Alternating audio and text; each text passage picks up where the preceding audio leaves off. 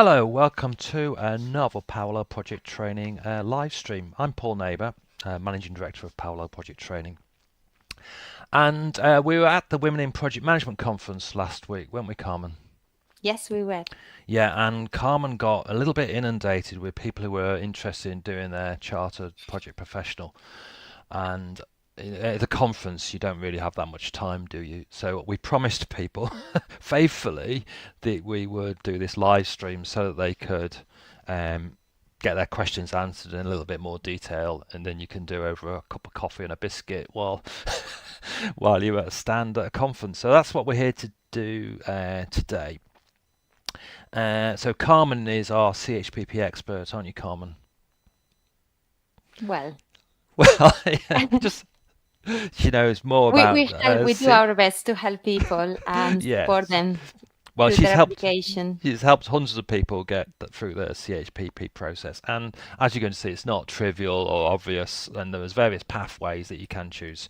So we're going to take you through those pathways, particularly the new pathway for people who've got PMQ. I think that's the thing that people are really interested in. You know, I've done my PMQ. When and how can I get chartered now that that's a new pathway that's opened up for me?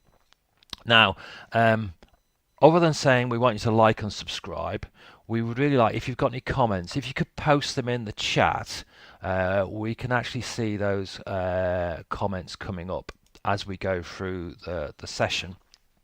So we'll pick up those comments. The way to put comments is just put them in the chat on LinkedIn or on YouTube, and those comments will appear on the screen, and we'll pick all those comments up at the end of the session. We've already got some FAQs that we're going to go through at the end, just in case nobody's got any comments, but please do make any comments as we go along. So without more ado, let me hand over to Carmen, and she's going to take us about, how do you get ChPP? How do you kickstart your journey to ChPP, and what do you need to think about if you want to become chartered? Thank you, Paul. And hello, everyone, and welcome to our Lunch and Learn session on how becoming Chartered Project Professional, or ChPP. So today we are going to look at a quick introduction about ChPP. We will talk about the different pathways and what the application process entails, and most importantly, what to do to get started with preparing your application. Finally, we will discuss the different support that we provide at Parallel, and we will wrap up with all your questions in the chat. So hopefully we can get all of those answered. Right. So let's get started. First of all, let's begin with a quick overview of what is ChPP. A few years ago, the APM was awarded the Royal Charter in 2017. So project charters are there to provide a recognition to professional bodies that work in the public sector. And in particular, the APM recognizes professionals who demonstrate attainment to a professional practice, which is experience delivering complex projects as well as advanced technical knowledge. So the APM ChPP is based on the competence framework, which contains 29 competencies who are there as the competencies that anybody in this profession are usually developing. So what we're going to do is we're going to talk about the benefits, and then we'll introduce you to the process. There are so many benefits, in particular for individuals. So the ChPP provides the gold standard for the profession. So it's globally recognized, and it gives you that credibility and reputation. It also provides you a lot of opportunities as well to develop your CV, increasing your opportunities in the job market and also your earning potential. Once you become ChPP, you will become part of a open network of other ChPP professionals that provides you that opportunity to connect and give different insights and share different views. And finally, you will be asked at the end for inclusion in the ChPP register. In addition to benefits to you, there is so many benefits to the organizations. It gives you that recognition as well to build trust with other clients, suppliers, contractors, and it gives you that confidence that all the employees with the CHPP provide confidence in the project delivery. For society as well, it gives a lot of benefits because it provides advance to the theory, practice, and the project and program management for the public benefit. So let's give you a quick overview of where CHPP fits in the scheme of things. You could see at this diagram, we show the different APM qualifications at the different levels. PFQ, PMQ, and PPQ provide a good solid foundation, and it provides different levels of basic, deeper knowledge, and the PPQ in particular provides a theoretical application. Where CHPP fits is that CHPP requires not only that theoretical application, but also you need to demonstrate the real world experience in complex projects. So the CHPP assessment will assess not only the theoretical application, but also will require to demonstrate that you have applied that in real world projects. And these projects will have to have sufficient complexity. And that is also assessed as part of the application. Carmen, can I ask you a question? Of course. Is that the main difference, do you think, between, say, PMQ and PMP? Is that sort of ability to apply the knowledge to complex projects? Yes, so PMQ exam assesses a deep understanding, a breadth of understanding of different competencies and principles in the competency framework, whereas the CHPP, you need to demonstrate that application, that theoretical application in real projects. PPQ will assess the theoretical application, but they do that using a case study rather than real projects. So that is the main difference between PPQ and CHPP. Yeah, and I think the PPQ case studies, they tend to be non-complex, so I think it's that step up to managing something that's complex, isn't it?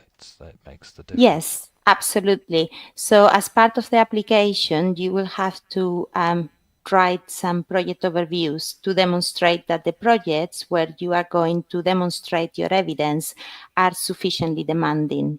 So they are challenging enough. Brilliant. Okay. Good.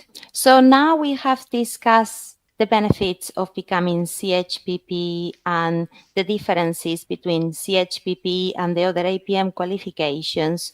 We're going to look at what is the criteria to be eligible to apply for that. So if you have experience and actively are involved in the profession, particularly delivering projects, programs, or a portfolio, or you are part of a key project function. You don't need to be project manager per se. You could just be another project manager function like project controls or sponsors or estimating, planning. That also will be eligible.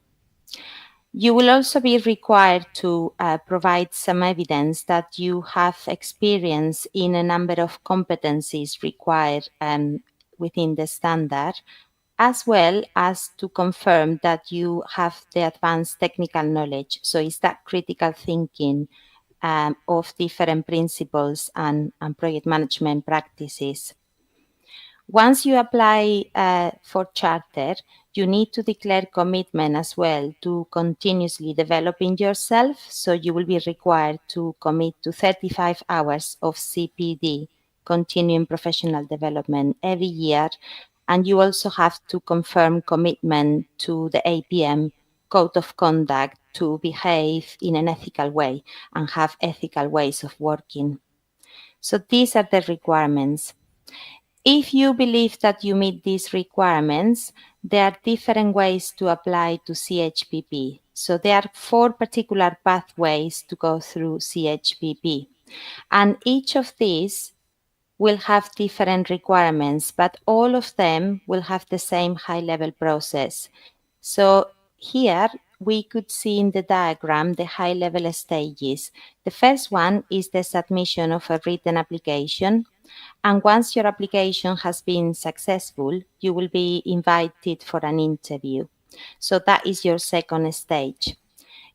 The different degrees of feedback also will vary. So depending on what pathway you are and where do you fail in the interview, you will have to either resit the interview or reapply again to stage 1.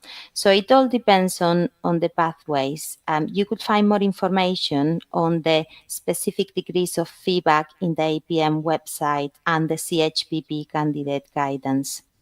For the candidates who have been successful at the interview, once the decision has been approved by the panel to confirm that all the interview was following the rules and in accordance to the process, then you'll be communicated of the good news, you'll be awarded the status, and you will be part of the ChPP registry as well.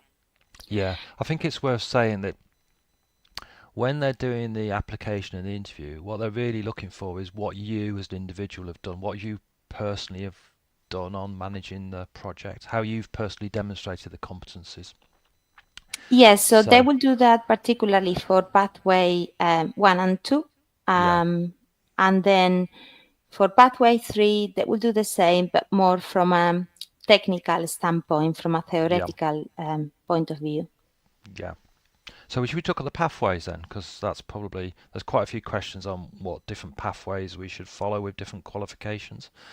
I think that's Yes, probably I think it that's what people is, will be more interested in. yeah, it's slightly confusing all the different pathways. I think we've got that next, haven't we? So let's dive into the different pathways that people can follow.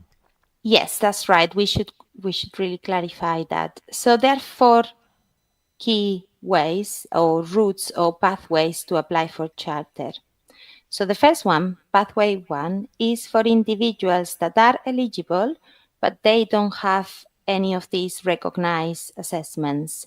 So if you are doing the pathway 1, the experiential route, you will have to submit your application, including your project overviews, anything up to 4, and also demonstration of your professional practice on 12 competency areas, so 7 mandatory and 5 elective.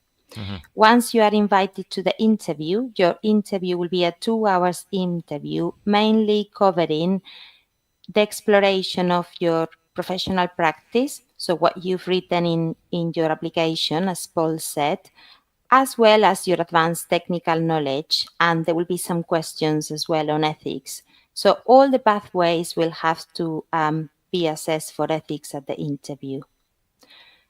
Pathway 2 are for applicants who have a recognized assessment for advanced technical knowledge.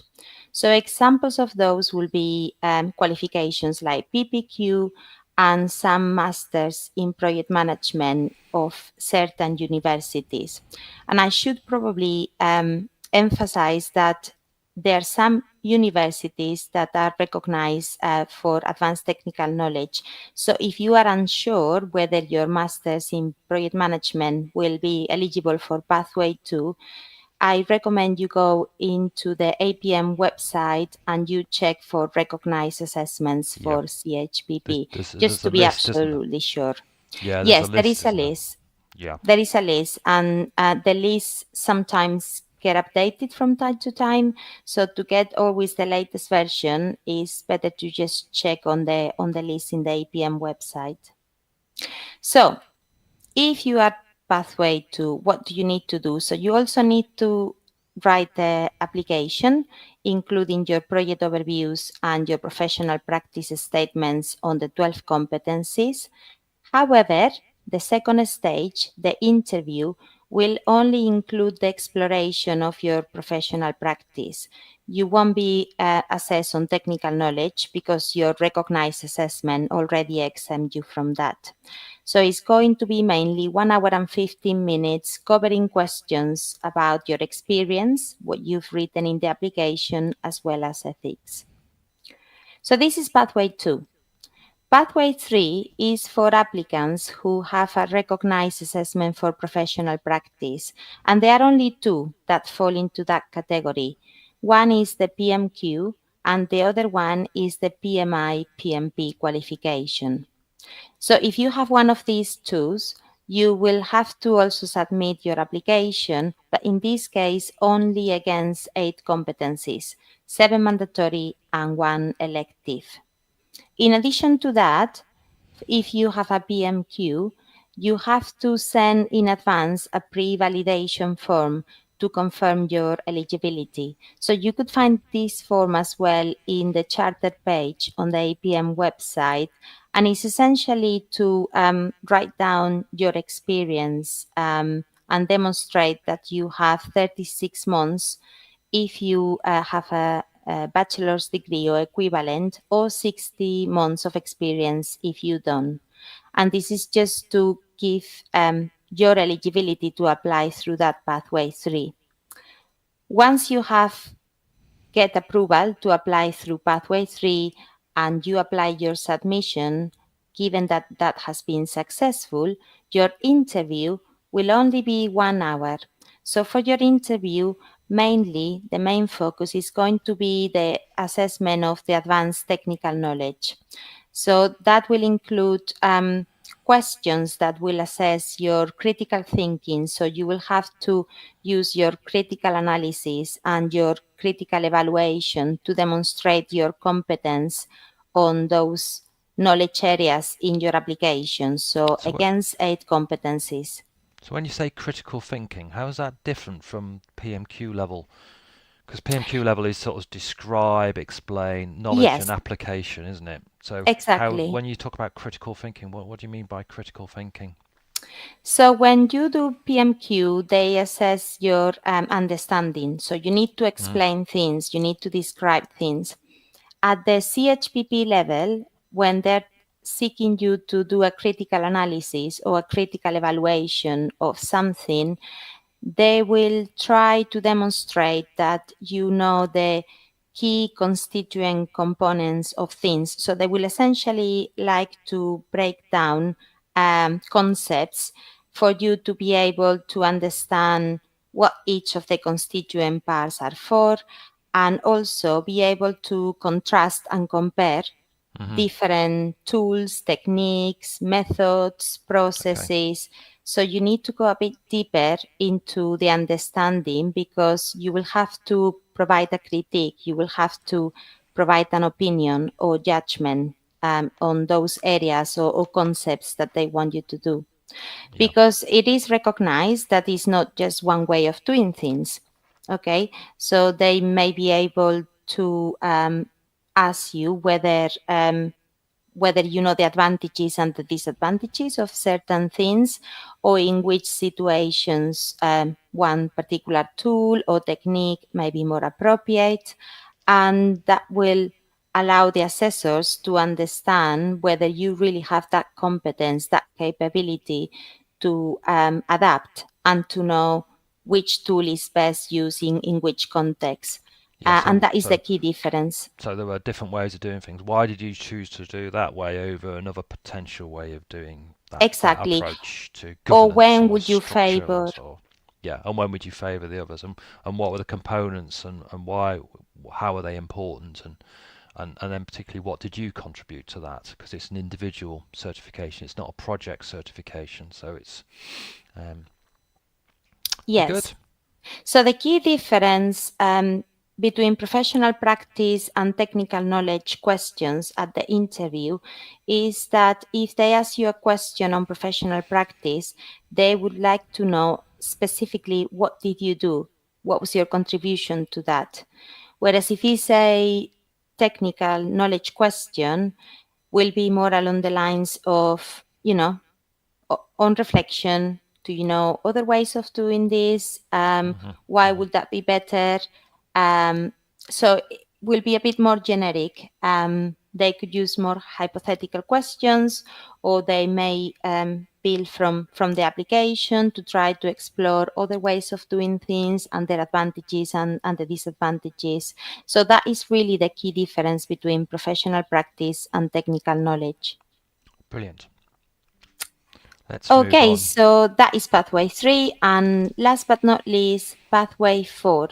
So this is for candidates who have a recognized assessment for both professional practice and technical knowledge.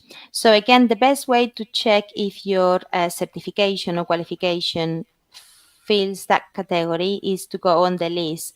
On the top, at the top of my head, the one that I can think of is RPP, Registered Project Yeah, Professional, but that's there the are old one. others. That's the old one, isn't it? Yeah. There's Yeah, not many of those, are there? no, there are not many of those, but it's always best to check if you're still on the list. There are some programs, some corporate programs as well that provide a Okay. certification against those. So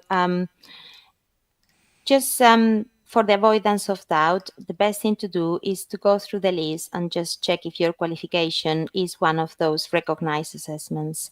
The process is very straightforward for Pathway 4.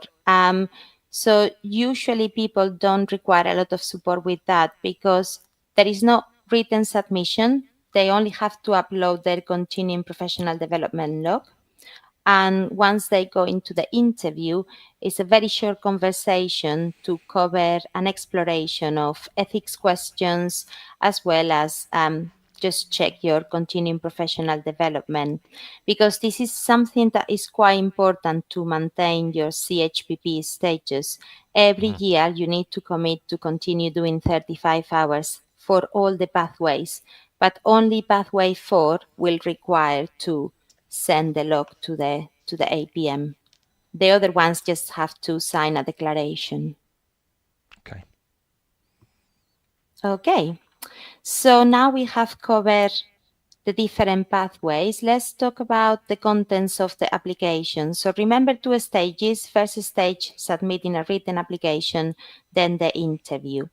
For the written application, one of the key contents is your project experience overviews.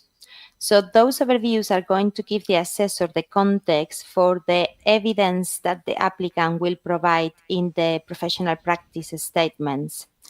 And the project overviews need to be sufficiently complex for them to be awarded. The way the charter team assess the complexity of the project is against those 4 items in the criteria. So the project or program or portfolio, because although it says project overview, it could be a program or a portfolio, should have sufficiently um, demanding conflicting objectives, enough uncertainty or risk. If you submit a project, the project should contain a number of work packages, or if it's a program or portfolio, should have a number of projects within those. And you have to talk about the nature of your stakeholders and their interdependencies. Most importantly, which is really critical to be successful, the individual will have to explain their responsibility or accountability. Hmm. And that has to be very clear. The person doesn't need to be necessarily the project manager, but will have to have sufficient responsibility on that project. So to me, there are 5, not 4. These are the 5 key areas that your project overview has to cover.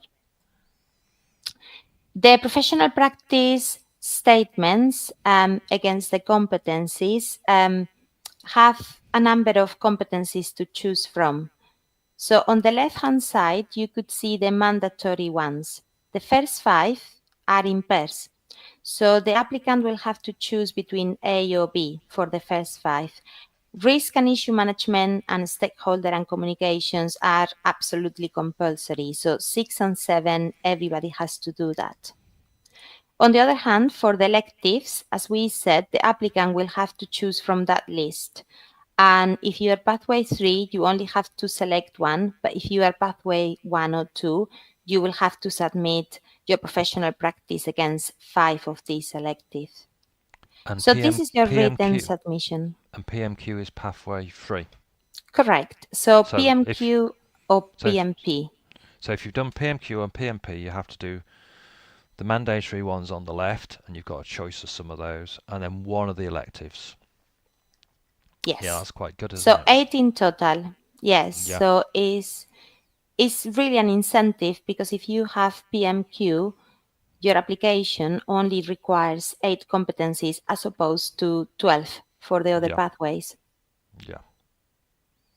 Good. Okay, so we're getting there. Now, how do we get started? So now we know the process, we understand the requirements for each of the pathway.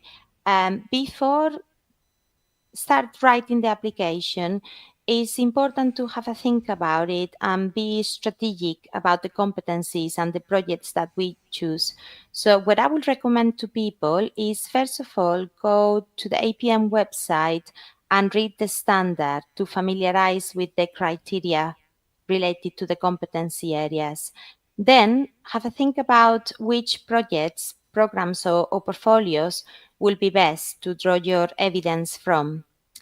The criteria says that candidates can submit anything between one to four projects, but more projects don't necessarily mean more marks. So it's quite important to choose the projects where you think you have more experience or more evidence, where you apply more the competencies, like things like risk management, stakeholder management, which ones are going to give you the Yep. best chance.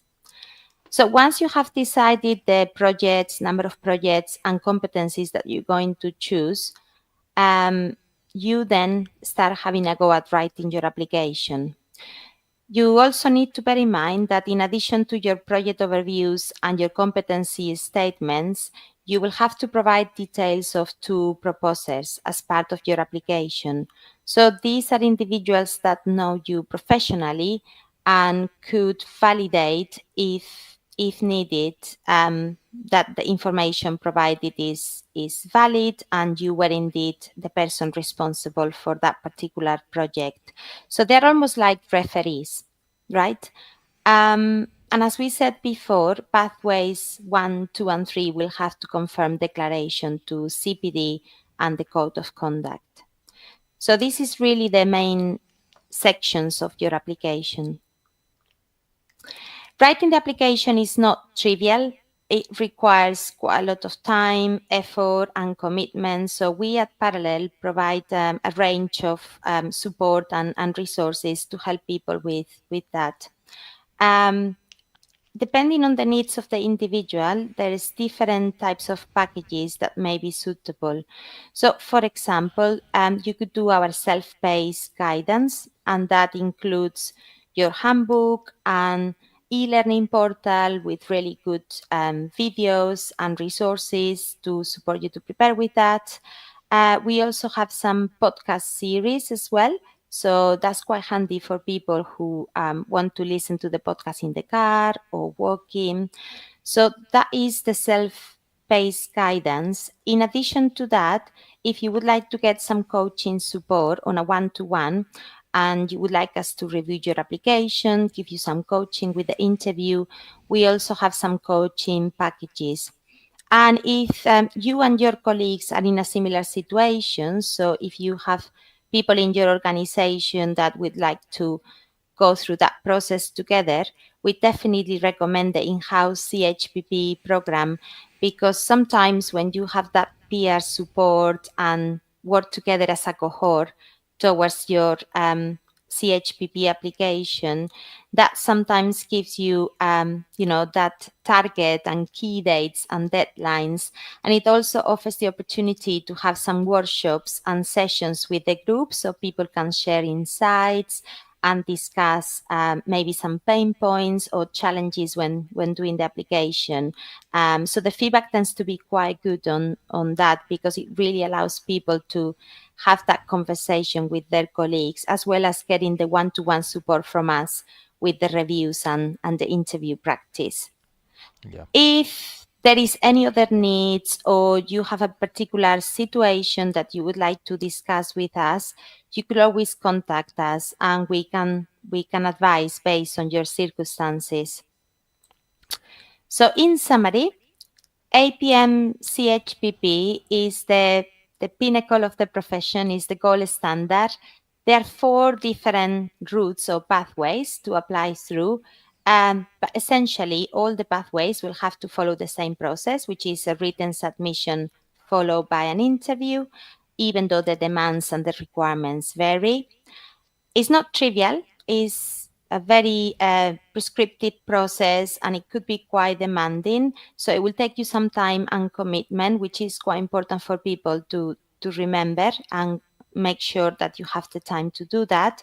But there is a lot of support available. So we're always happy to discuss with you your particular needs. So you could see there is a QR code on the slides that you could scan to get more information from our website, or alternatively, you could contact us directly by email or phone call. So with that said, that's probably everything I wanted to cover today. So it's probably, Paul, a good time now, maybe to open it up and check if anybody Yeah, has any we've got questions. quite a lot of questions coming in actually. So we're going to take them in. We're going to start with E and D. So Ian, this is fairly easy question. So we'll start with the easy ones and then we'll get harder.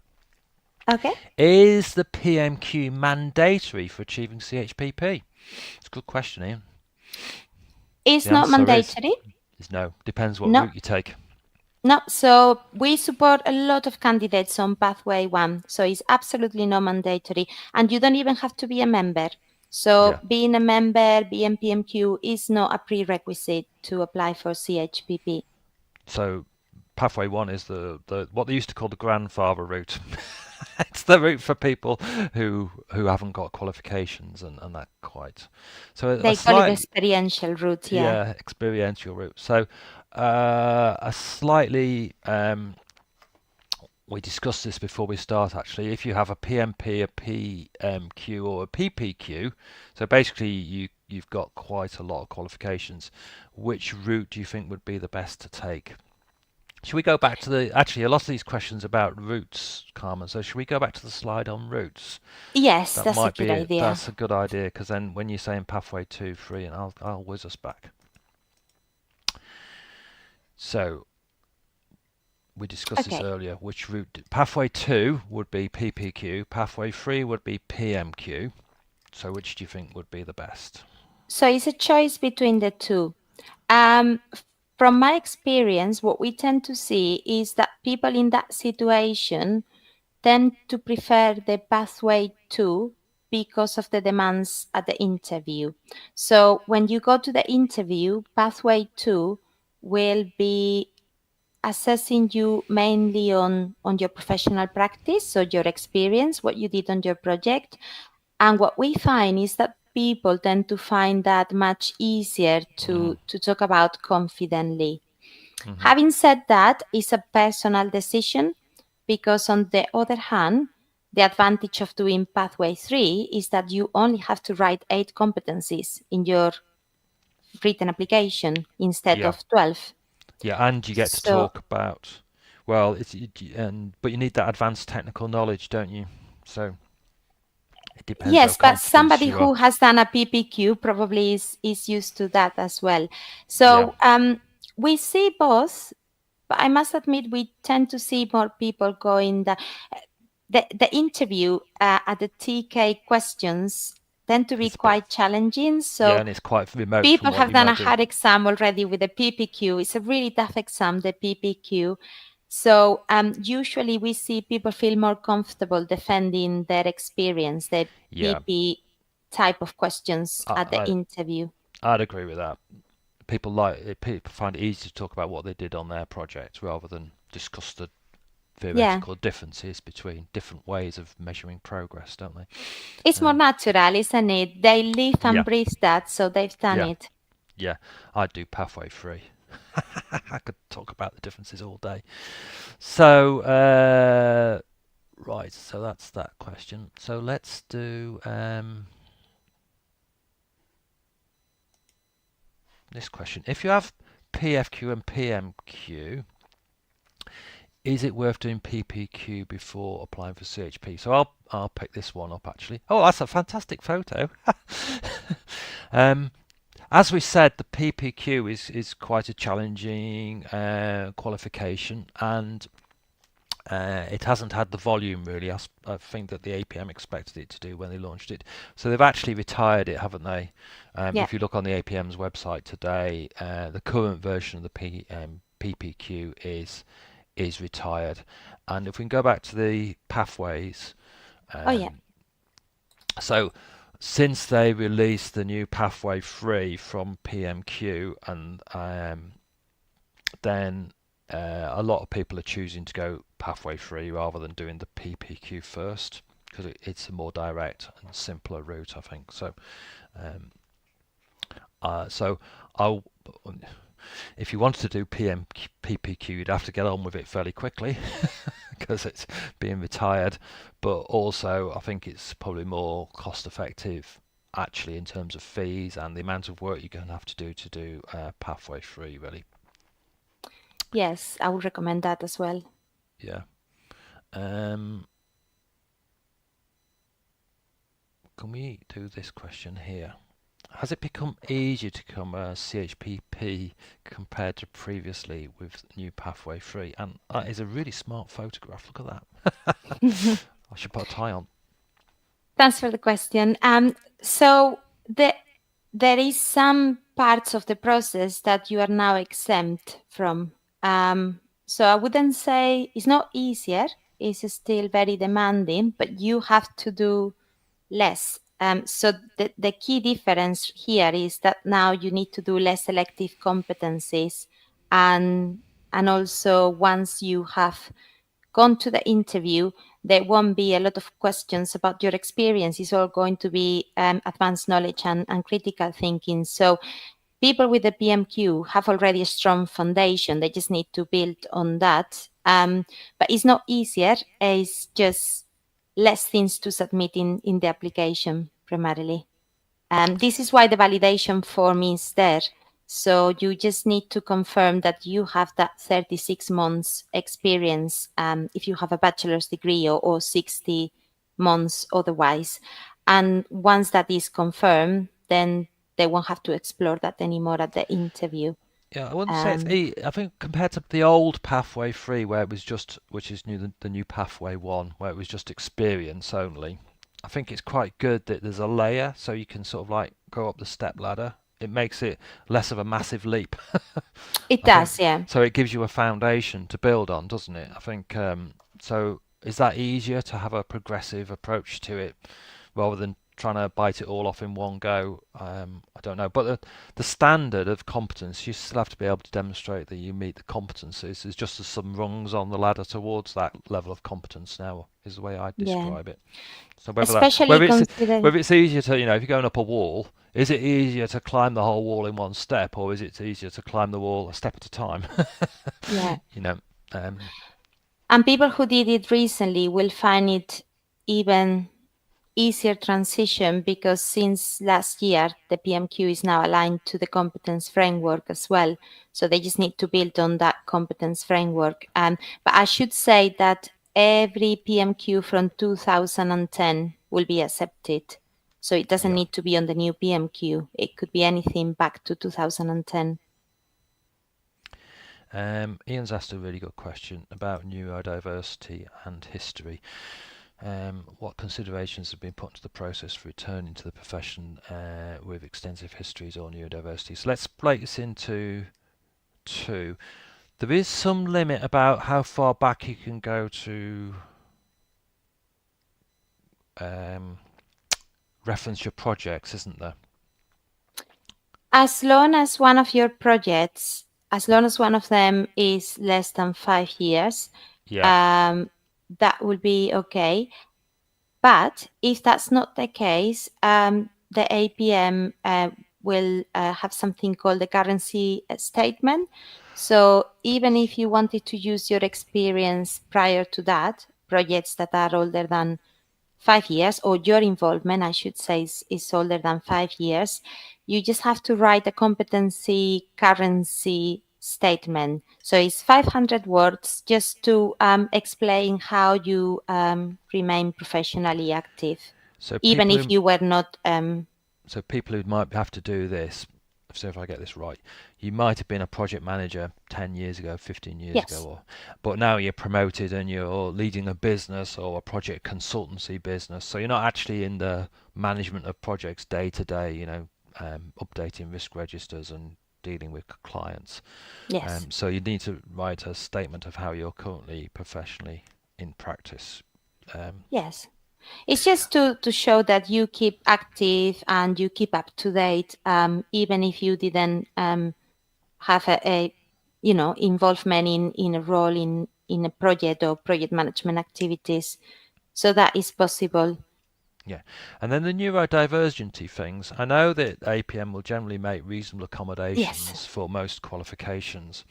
Um, with ChPP, it is a written application and then a interview. But do they make any modifications to the way that application is submitted or They processed? do. They do for the interview, so they provide reasonable adjustments for the interview. In terms of the application, because there is not a hard stop, people can take the time and space that they need to submit that.